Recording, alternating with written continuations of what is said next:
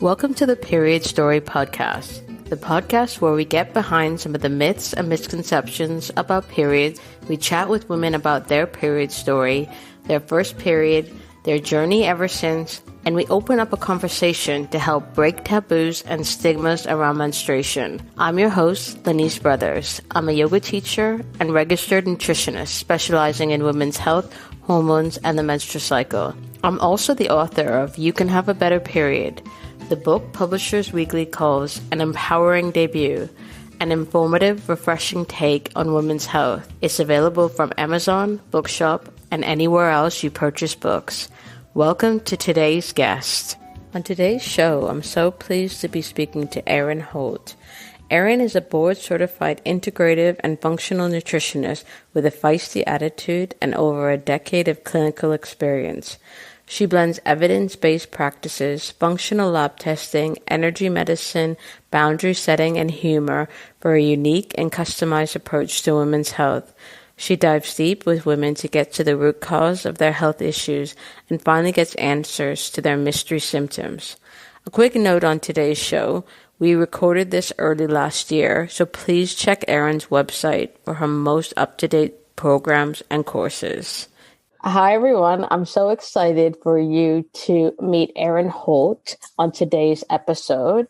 So yes, enjoy the show. And let's start off with a question that I always ask my guests, which is, tell me the story of your first period. Okay, so this is really not something that I've thought a lot about. So when you sent over the questions ahead of time, or just, things to ponder for this show, it really, really made me think, and not just about the actual story, but sort of the whys behind it and what did that tell me? And so I just want to say that this is really the first time that I've thought about this, but I got my period when I was in 6th grade. And you could tell that I'm like a kid of like the 80s and 90s, because in 6th grade, we just like would walk to our friend's house after school, like no parental supervision, no, like nothing. I have a 1st grader, and the thought of her doing that in 5 years, I'm like, I would never. So I was at my friend's house. It was a boy's house, and there was just a bunch of us there watching MTV back when they actually had music videos. And, I remember having to put on a pair of his sweatpants because it was very muddy out. So I was wearing his pants at a boy's house with my friends, and I got my period. So luckily it wasn't like a big, huge thing. I was able to go home. But what happened when I went home is I told my mom, and she asked me, were you having sex over there? I'm in 6th grade. I'm 12 years old at this point, maybe even 11. And so right out of the gate, I got this impression or this message that this is wrong, right? What just happened to you is actually like, because you potentially did something bad. And holy smokes. Now my mom, I have to say, she had me really young, but we were really open. She was hip, I think that kind of just came from a place of like fear and like nervousness within herself. And probably if she could go back in time, she probably would have done it a little differently. But that is really my takeaway from the first time I got my period, was feeling like, oh, this is something bad that happened.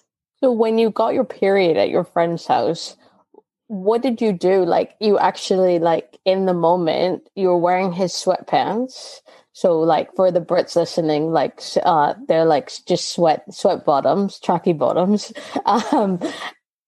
And then you felt like you felt your period come. What did you do? Like, take us through that actual time at your friend's house. I didn't feel it. I went to the bathroom and noticed like, oh my gosh, this is something. And of course I said nothing. I didn't say anything to anybody. I was like, oh my God, I just got to get home as fast as possible. My mom has to come pick me up. I got to get out of there, because how mortifying to get your first period at a boy's house while you're wearing his pants. So it wasn't a very, there wasn't much of a story to tell, because I just hightailed it out of there after that.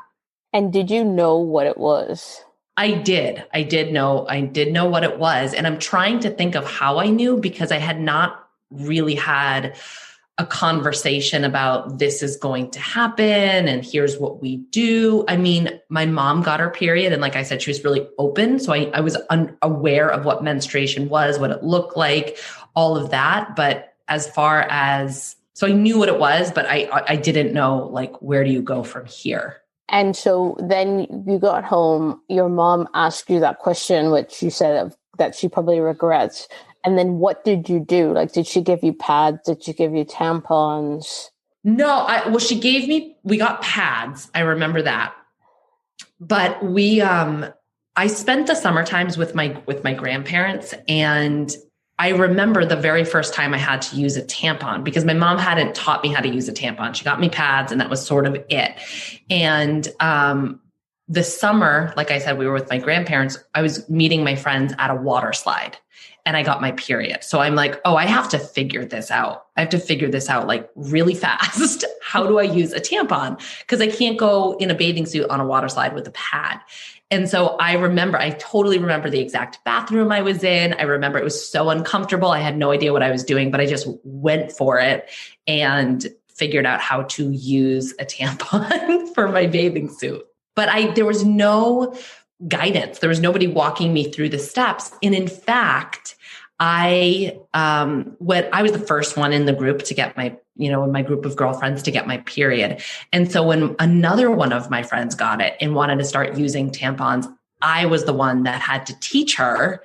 And I taught her by drawing a diagram because that was easier than actually like teaching, like going into the bathroom with her. So I drew a diagram and then gave her the notebook. I remember the journal that she wrote it in, and she took it in and figured out how to do it because we really just didn't have parents swooping in saying, okay, here's what's going to happen. Here's the next steps. Here's how to use this. It was like a total, magical mystery tour.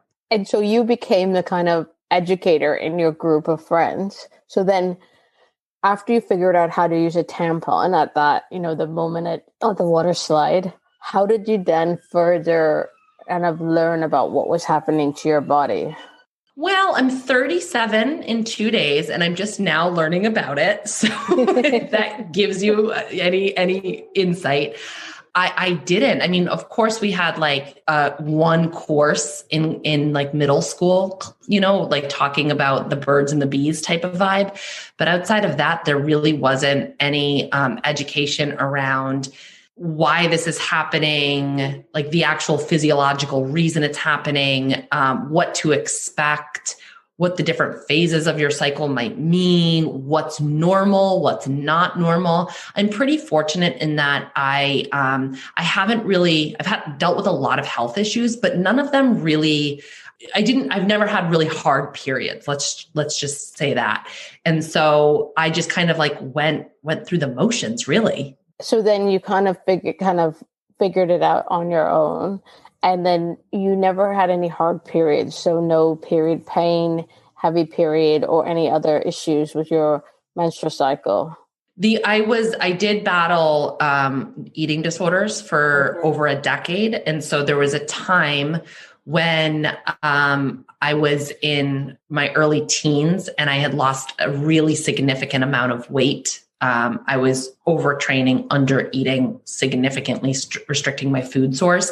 And I lost my cycle for a while and didn't even know that was, and for a while, I would say under a year, not several years, but I didn't know that was a problem. I didn't communicate that to people. Knowing what I know now, looking back, I was like, oh my goodness, that was a big deal, but had no idea that was a thing. And like I said, didn't even talk about it. Never told anybody. But outside of that, no, I didn't have really horrible cramping or heavy bleeds or big issues surrounding menstruation. Yeah. It's interesting what you say. As a student athlete, when you lost your period, I spoke to someone else on the show last year, and she was saying that something happened to her. The similar thing happened to her. And she was actually really happy when she lost her period because her and her friends, they always saw their period as a hassle as athletes. And that was a kind of common theme throughout high school and university for her. Doing sports, having a period was always a hassle. If you think about you as a student athlete and then your friends who've also played sports, you said that you didn't notice that you lost your period, but were you getting any other messages, if you think back about it, around periods being a bit of a hassle as an athlete? Totally. And so let me just clarify that I wasn't an athlete. Okay. It was like self-inflicted. So I ran a lot. I joke, if my husband could hear you call me an athlete, it would be like the joke of the week. But so I wasn't really in the athletic group, so can't really speak to that. But I absolutely got the message that a period it's not something to revere, right? It's something, it's our cross to bear. It's this thing that is kind of cloaked in shame. You don't really discuss it with anybody. It's embarrassing when it happens. And yeah, it's a great thing to not have to deal with it. Like I said, like not having a period, I was never like, oh, something is off here. I was like, cool, like one less thing to have to deal with in this, crazy body of mine. If you think back to how you learned about your period or you're still learning about your period and your menstrual cycle, what can you take from that into the way that you'll teach your daughter when she eventually gets her period? Well, there's going to be a conversation leading up to it first and foremost. And so we even have conversations now because she sees, I'm definitely an open parent. And so she sees the fact that I menstruate every month and we have conversations about that. And so there'll be more conversation leading up to it. But what I really hope to instill in her is this appreciation for what her body's actually doing every single month. Because it took me well into adulthood for me to understand that. And if she can go into it understanding that this is more of a superpower than it is a cross to bear, I feel like what a gift. And my job will be well done if she can take that away from it. So you mentioned it, to see it as a superpower. What does that mean for you? Well, just the miracle that our body essentially, creates a new gland every month. I mean, I think as this is a generalization, but as a woman, I've been extremely hard on myself and on my body. And I tend to look for the broken places, and I tend to look for the places that aren't meeting some, arbitrary ideal. And I tend to beat myself up for all of those places. And, the more I study the human body, the more I work with a lot more women, the more I'm like, oh my God, this body truly is a miracle in what it can do every single day, every single week, every single month, over and over and over again. So the fact that this was a big aha moment, the fact that we're just creating these things within our body every month is so magnificent. And then once we can really get in touch with the phases of our cycle and understand that they each hold a purpose, like a really big, significant purpose is huge.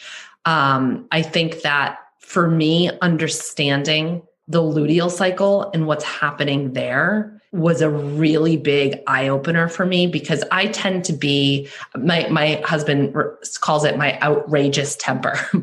I'm a hot tempered person, right?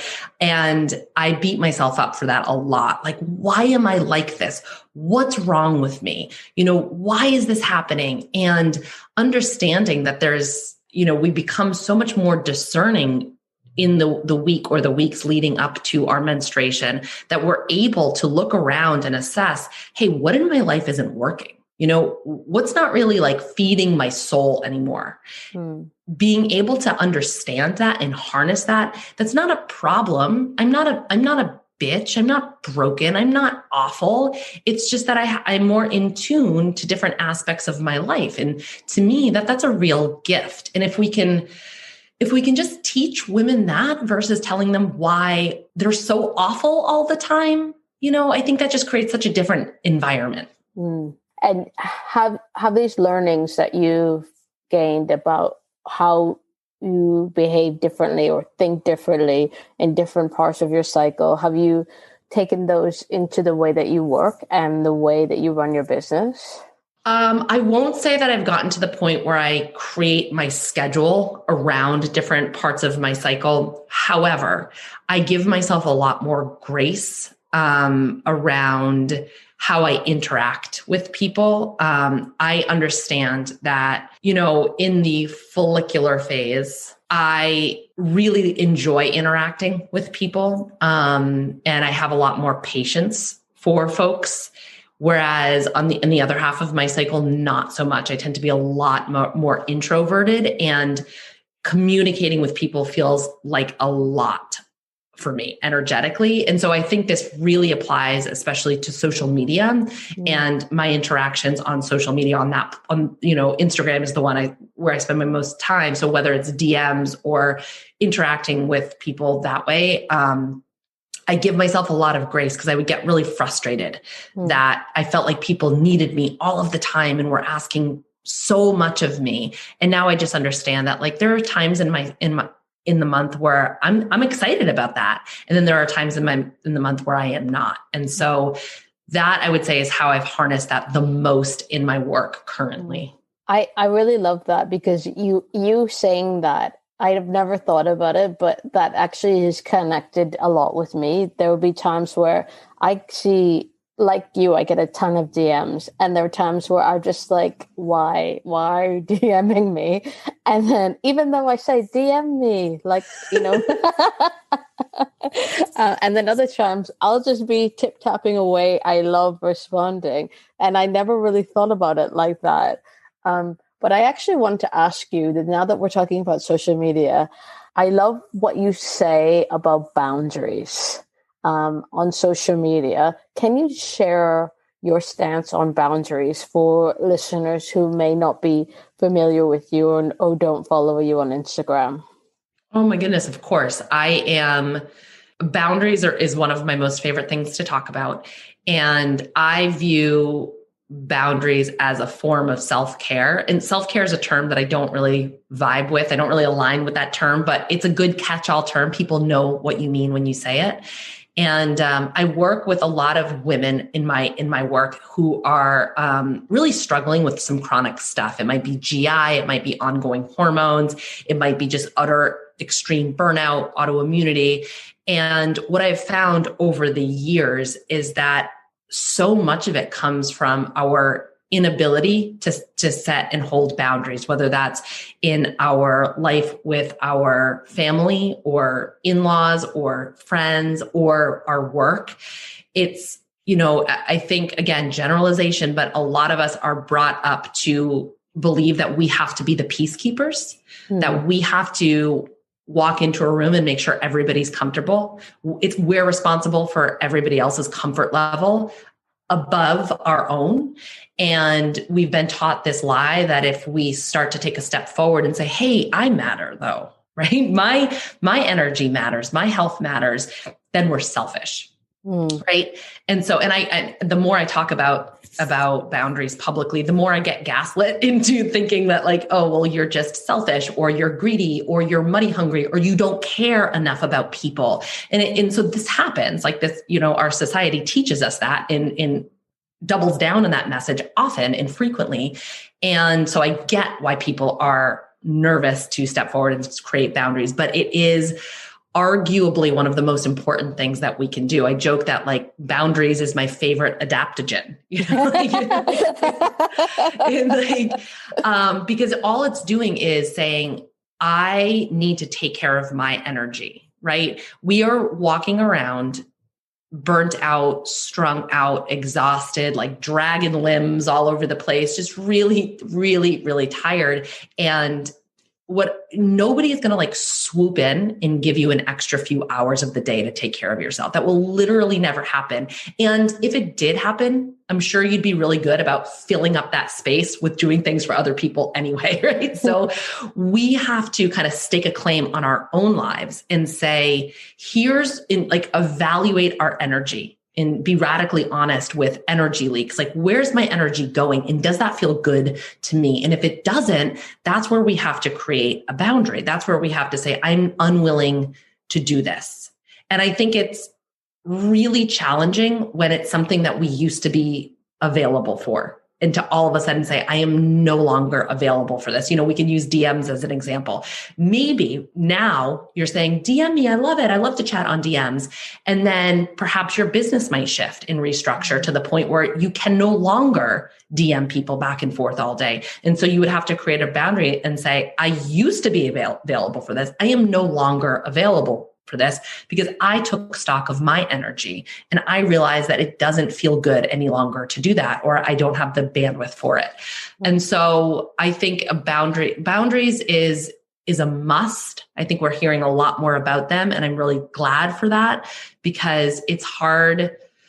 I think it's very hard to have a good handle on mental health, emotional health, and physical health if you are unable to create boundaries in your life.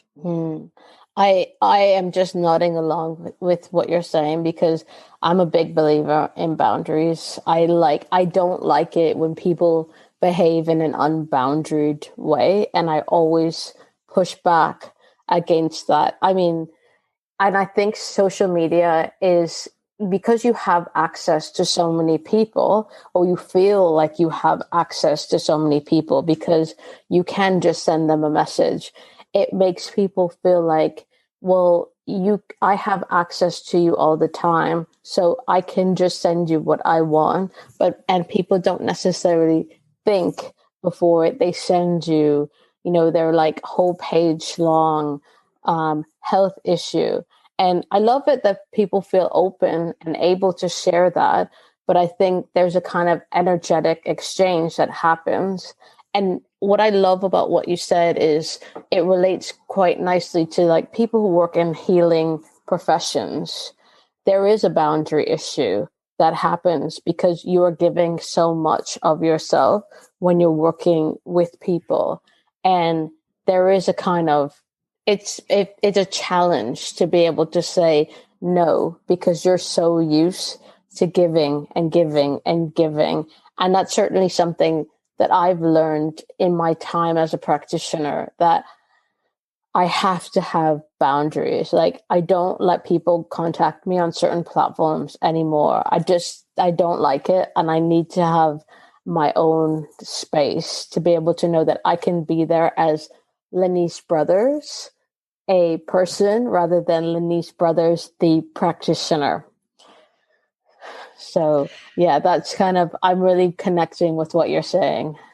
I think that social media can be the biggest boundary breach if we let it, because to your point, we've created this false expectation that people should be entitled to our time, our expertise, our brain, our energy at any moment in the day. And so I do think there has to be a little bit of a resistance and a little bit of a kickback, because at the end of the day, we're all human beings with a finite energy source. Many of us have families and other obligations outside of the app. And we show up because we like to interact. We like to create content. We like to help people.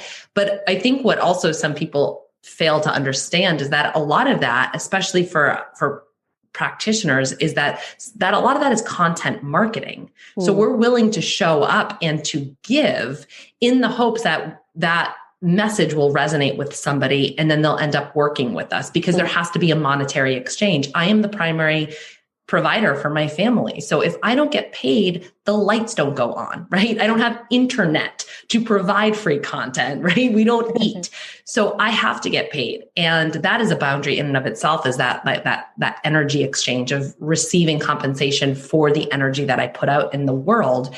And we have to understand that too. And a big thing that I get asked a lot by other business owners are like, aren't you so afraid to set boundaries on, publicly like you do? Like, aren't you afraid you're going to lose clients? A lot of people are afraid to say no because they need clients, right? Understandably.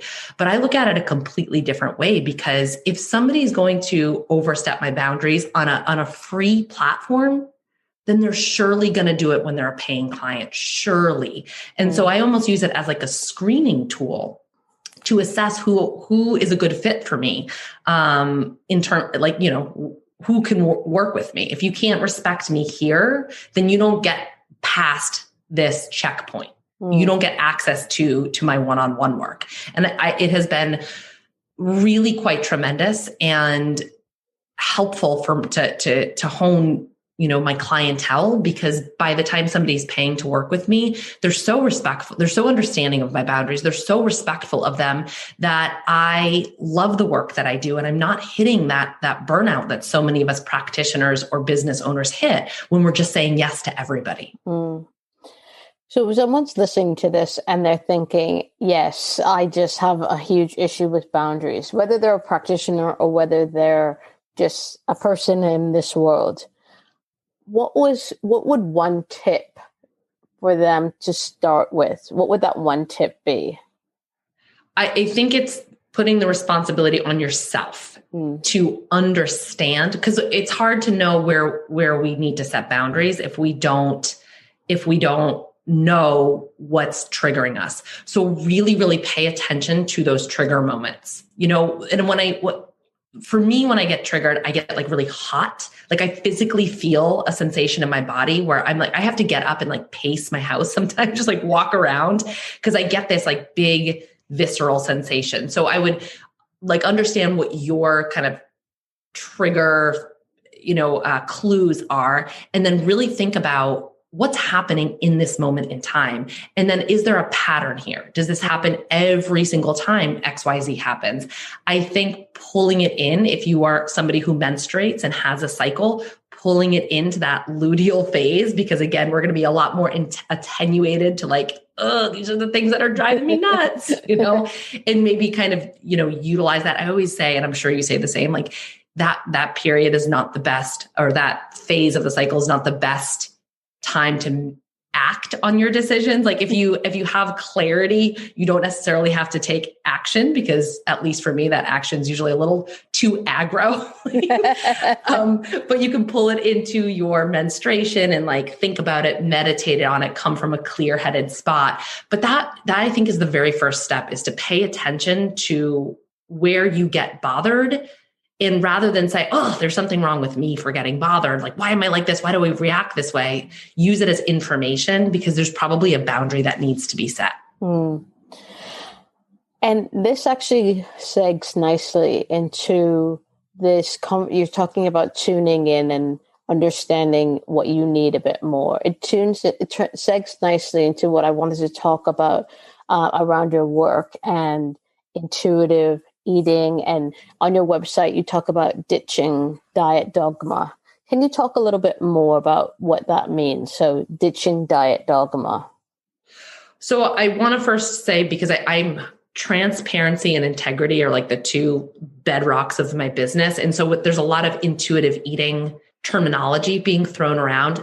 I have not received training in intuitive eating. And I just say that because that is a trademarked framework, right? So I don't want to like co-opt that or, make it sound like I'm doing something that I'm not doing.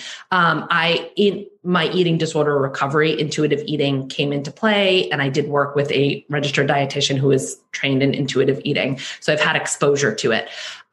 Ditching the diet dogma means stop living as though your diet is your religion.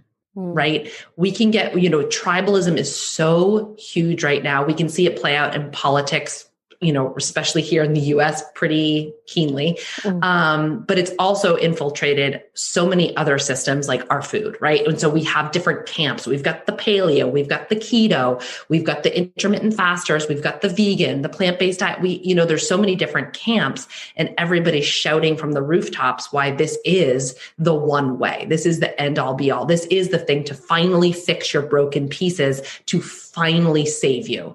And so we can get really locked into that. And I just see it do such a massive disservice long-term to be so locked in and so rigid. And it's like, I recently said, it's like when your food plan, your way of eating becomes more like religion, right? More like doctrine, then that usually creates problems in the long run, because there's no wiggle room for you to say, oh, geez, this isn't working for me anymore. There's no space for your intuition to come through and say, you know what, this actually doesn't feel good in my body, right? So I would say that ditching the diet dogma is more about embracing the idea, because this is a lot easier said than done, but embracing the idea that our own body's communication and our own intuition should guide the way that we eat versus somebody else's set of rules. Now, I know we talked a little bit about this over DM, and you have recently released a very interesting podcast episode about intuitive eating, intuitive fasting, where you position this as an opinion piece. But I just want to go back to what you just said about tuning in and understanding your intuition. What would you say to someone who says, well, I don't even know what the word intuition means? Like, how I don't connect. I know that this is something I need to ditch diet dogma, but I don't get that. That is a really, really good question, because that's sort of the rub for me with any type of intuitive eating approach, whether it's the trademarked intuitive eating or something similar, because we can't just turn on our intuition when it comes to food. You don't just walk into the kitchen, open the cupboard and say, my intuition's on now. It is really something that we have to practice throughout the rest of our life, not just with food. And so where do you begin? I mean, what is intuition? It's like the sort of like the quiet whispers that you might hear that you're like, that can't be real. Or even like the gut sense that you've got. What I always say is like, has there ever been a time where you just knew something? You didn't know how you knew it. You just knew it and you acted on it. And looking back, you were like, oh my gosh, thank God I listened to that. That was a big thing. That's your intuition speaking to you. And where does it come from? I don't know. I think it probably depends on what kind of spirituality or philosophy or religion you align with. So I won't go there, but it's either your higher self or it's coming from something bigger than you. And I think that the only way that we can access this is by creating space to do it. Like having the desire and the willingness to say, you know what, I really want to check in with my intuition. I really want to figure out, what these messages mean or where they could be coming from. And I think we have to practice it. And I think we have to create space for it. I call it like mental white space almost. If our heads and our bodies and our days are so filled up to the brim with stuff, with noise, with information all day, every day, there's really not a whole lot of space for your intuition to come in, right? What's the entry point? And so I think that's why having a meditation practice or having a mindfulness practice can be really good, because it creates that white space in your day. Now, for some people to just sit down, quietly for 10 minutes to listen to their intuition, it's not going to happen. It's like being hit by a Mack truck. All of a sudden, you're going. And then they sit down. They're like, I got to get out of here. I can't do this. Right. So I also think that we can access it. One of the ways that I do it is through nature. We live in the woods. So I call it my forest medicine. I will just go into the woods. I think nature has this ability to connect us to something bigger than ourselves. It's that sense of awe, that sense of wonder that we've sort of been disconnected from. I think we all have it as children, and then we move away from it the older we get. But you go into a wide open space of nature, whether it's green space or blue space, and you just see, and you're able to feel into this sense that there's something bigger than me. It doesn't make all your problems go away, but it kind of gives you perspective on your problems a little bit. And for me, that creates a little bit of a pocket in my day, a quiet moment, a pause, if you will, from all of the noise and the chatter. And I find that I can connect with my intuition really, really well there. But I think we all have to find what works best for us. But it really is about, one, being willing to, and two, creating a pocket of time for yourself to listen. I think what you're saying is so interesting. And it reminds me of one of my yoga teachers. She would always say that you need to listen to the whispers before they become screams.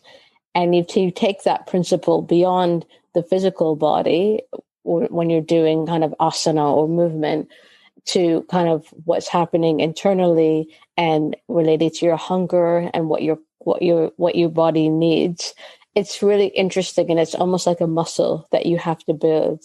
But if you give yourself that small space, whether it's, as you say, a walk in nature, or even like just 5 minutes away from your phone, just kind of looking at your candle, whatever it is, it's that little kind of white space. I love that white space that gives your brain a chance to focus on something else. I just think I love that. I think that's so interesting.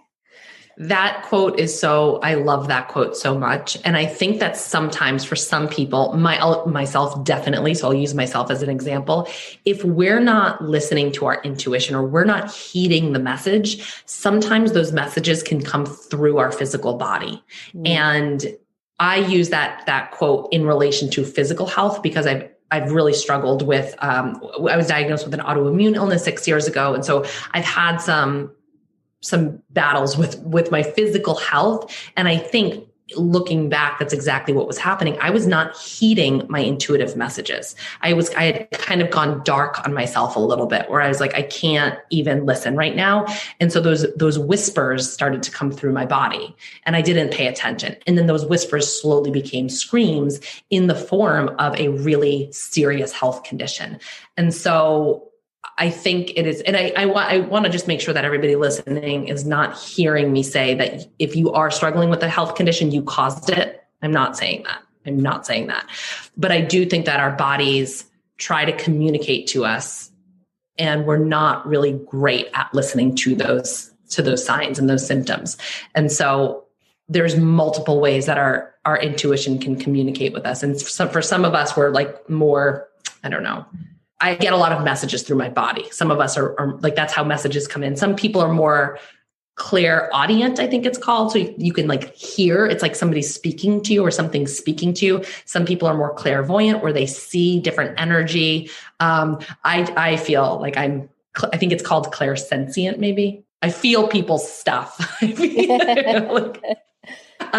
So I think that that's an important thing too, is that if there's this repetitive message coming through, like whether, through any of those channels, it's really important that you listen to it, because your intuition usually doesn't just turn off, right? It's going to try to get your attention. And if it's not getting your attention in a gentle way, then it might ramp it up in a different way. Yeah, absolutely.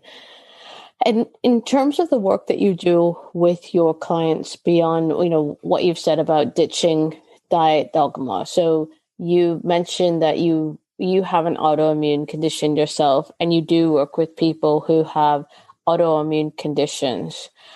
Talk a little bit about how, because they tend to be more complicated as a practitioner. Talk a little bit about the work that you do with those types of conditions and what you've learned perhaps from what you've experienced yourself.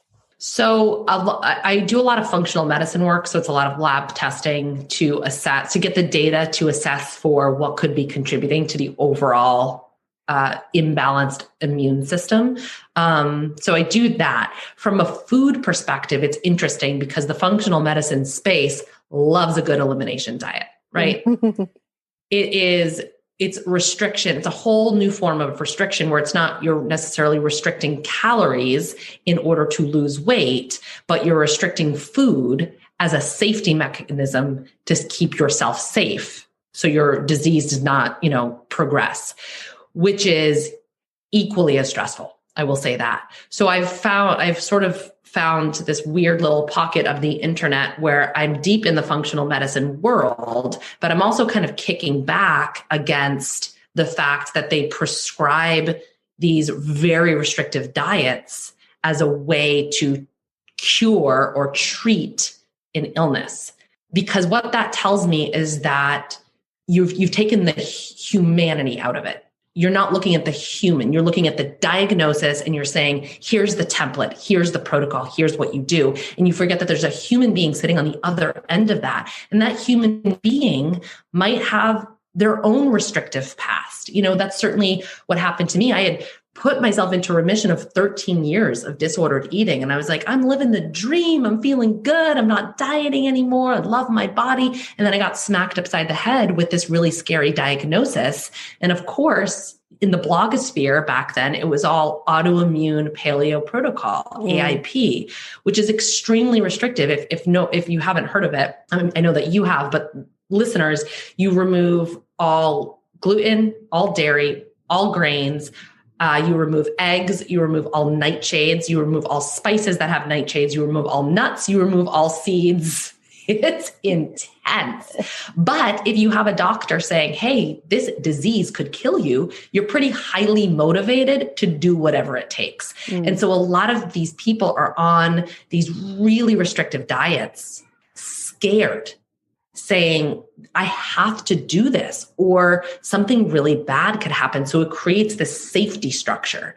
And I just find that when we take, there's a lot of practicality with removing certain foods. For example, with autoimmune illness, like a Hashimoto's, for example, it makes sense. It makes practical sense to remove gluten, right? But if it crosses over from practicality to restriction for the sake of like saving my life, there's a whole soup of emotions that go with that. And I just feel like that's kind of where we're missing the mark, is that we're not honoring that emotional aspect to these healing therapeutic strategies. And that's kind of where I'm at right now in my work, is saying, like, don't just slap a template on somebody. Don't just slap a protocol on somebody. Treat them like a human being. And you have to work within their own emotional situation. Does that make sense? Yeah, that makes total sense. And where's the balance that you find with someone with Hashimoto's, thyroiditis, for example, who that taking gluten out would be beneficial for them based on what you see in their labs, their antibodies, etc. But that there is a history of restriction or disordered eating there. How do you find the balance there with that, with a patient or a client like that? So that's an awesome question. I will say that I have one client right now that we just discovered the presence of Hashimoto's antibodies, which explains a lot. We're not just looking at lab data. We're looking at lab data and saying, does this explain what this human being behind the data is actually experiencing? And in this case, absolutely. So with the Hashimoto's, one of my first things is to say, okay, because of the way that gliadin, the protein within gluten, can cross-react with certain tissues in the body, right? We want to pull out gluten. But you're saying, okay, that makes sense from a practical standpoint. But what happens if that doesn't make sense from an emotional standpoint for her? Her entire world, her entire identity is gluten, because her business, she's an entrepreneur and her business is making bread. So, holy smokes. So it's not the same thing as having a history of, restriction, but this is a big deal, right? So in these cases, what I do is I say, I think this is where it makes sense to invest in doing a test. The one that I run is called the Vibrant Wellness Wheat Zoomer it's Wheat Zoomer from Vibrant Wellness. And that shows us, is your immune system actually reacting to these peptides within wheat? Because what if the answer is no? And then we just restrict unnecessarily, right? Just based on theory. So for a situation like that, I think it really makes sense to invest in proper testing to say, is this your bag? Is this something that we have to focus on? And if it is, what the next step is, it's not to just smash her into a gluten-free diet, but it's to assess, how does this make you feel? So I just told you that you have, gluten-free diet is a practical way to support your health condition. How does that make you feel? And I'm looking for two things. One, does it feel expansive in your body, or does it feel like contraction in your body? Because some people are like, oh my God, I feel so much better knowing this. I've wondered about this. I've thought about this for years. Now I have the data. I feel good. I'm excited to get started. I want to support my body in this way. Like, let's go. And some people get that data and they're like, how am I going to do this? My kids eat gluten. What if I want to go to Italy? Can I never eat pasta again? I can never eat bread again. This girl is like, do I quit my business? Like, what do I do? And so I never want people to make a choice, a decision from a place of constriction and contraction. If it feels hard, scary, rigid, bad, for lack of a better term, in your physical body, that's information. And we're not going to make a decision from that place. We're going to wait. We're going to give ourselves some breathing room. We're going to talk through it. We're going to talk about your biggest fears. We're going to do all of that before we run into this potentially restrictive diet. That is just like music through my ears, because, we've talked about diet dogma, and we see a lot in this space. We talked about restriction, but what's interesting is that what you just explained is a very nuanced approach. And that's something that, we've talked about before, this lack of nuance and the lack of seeing, even though we get trained to see the person for who they are, the whole person, physical and emotional, there is this kind of default of going back to templates and protocol. And this nuance is really important, because that's where the healing really begins, because you're seeing all elements of the person and what they will actually respond to, rather than take out gluten, take out dairy, take it all out. It's, well, actually, how does this fit into my life and where I'm at emotionally, professionally, personally, all of that. And I think the longer that you do this work and the more people that you work with, and this is why I always want to talk to practitioners, not just researchers, because the research is really important. It's really important. But how that research applies to actual human bodies is the work that I'm most interested in, right? That is the big stuff. And that's where we learn about the nuance. That's where we learn that context matters, is working with lots of people. And that's where we can have compassion for that piece, and to say, like, I know this is hard. I know this is really hard, right? I can't tell you how many people have come to me that have been put on like a leaky gut protocol, or like a leaky gut diet, or a ketogenic diet, or, all of these things. And they're pulling their hair out because they're so stressed about it, but they've never had anyone say, does this feel manageable for you? Are you okay with this? And what is under-discussed, because it's not as sexy as diet and it's not as sexy as protocols, but what is under-discussed is the role that any type of stressor can have on the gut, on antibody production, on autoimmunity, on any of the things that we're talking about, on food sensitivities even, right? And so if every single time we sit down to our plate to eat, we're locked into this stressed out, hypervigilant state, that's going to impact your physical body too, right? And so we have to make space for all of those things to exist. It is not just as simple as do this diet, all your problems go away. If it was, none of us would have any problems, right? It's not that simple. I'm just nodding my head. I'm just agreeing with everything you're saying. I know that listeners will be connecting with what you're saying. Can you tell them about what you've got coming up in your business, how they can get in touch with you if they want to find out more? I think the best place to start is with my podcast. I've been podcasting for 3.5 years now, and I really do a lot to put a lot of good information and well-researched and well-thought-out information there. So that's the Functional Nutrition Podcast. That's a really good starting place to just get your feet wet, understand who I am, whether or not we would even be a good fit. And then from there, I run different nutrition programs and then also functional medicine programs. So the next one coming up would be my carb compatibility project, which is going to be in May. And that is a 4-week process to explore doing a lower carbohydrate template, because for some people that can be really healthy or, really helpful to manage GI issues or other things that are going on, blood sugar regulation. And so we talk a lot about that, but we do it from a place of compassion. And we also do it from a place of, there's a template, there's a framework, but we do it from a place of accessing your own intuition. So you can keep coming back to your body and saying, but does this work for me? And every single time you have a question, I'm going to remind you to do that same thing. People are like, but yeah, okay. I know. You're just going to tell me like, listen to my intuition, but like how many cups of blueberries should I eat in a week? It's like people still, I totally get it. We want the easy answer because it makes it's less work. But if we choose the path of more resistance, if we choose to like really listen to ourselves and like kind of do the work and like what we were talking about, practice that, it helps us in so many more ways than just food. So that is the next thing that I have on the horizon, but lots of different programs. And then there's always the option of working with me one-on-one as well. Great. And all of Erin's links will be in the show notes. So you can check out her website, check out her podcast, her Instagram.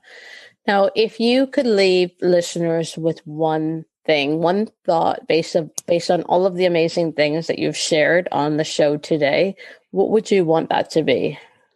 I would say that, and this is right off the cuff, I really want people to understand that our bodies are like Wolverine. My daughter and my husband are really into like superhero movies right now and Marvel and all of the things. And my daughter was like, if you could have one superpower, what would it be? And I'm like, I would be Wolverine because he has the ability to self-heal. And I'm like, I am Wolverine. I do have the ability to self-heal. Like our bodies truly, truly do. We've never been taught that. We've never been taught that that's an option for us or that's available to us. And because of that, we don't know that it is. And so my mission is to help people understand that we have this innate capacity to heal ourselves. And once we understand that it's available to us, we like unlock this massive superpower. Wow. I'm just nodding my head as you're speaking. Thank you so much for coming on the show today, Erin. It's been fantastic speaking to you. Oh, thank you so much for having me. It was a pleasure to be here. For more inspiring conversations, head over to periodstorypod.com, where we have so many more for you to peruse. If you want help with your menstrual or hormone health, email me on hello@eatlovemove.com to set up a free 30-minute hormone health review. If you like today's show, please don't forget to subscribe, rate, and review wherever you get your podcasts. Tag us, come say hi, and send in your requests for who you'd like to see on the show on Instagram and Twitter on @periodstorypod, or email us at hello@periodstorypod.com. I'm Lenise Brothers, and you've been listening to Period Story. Thank you so much for listening.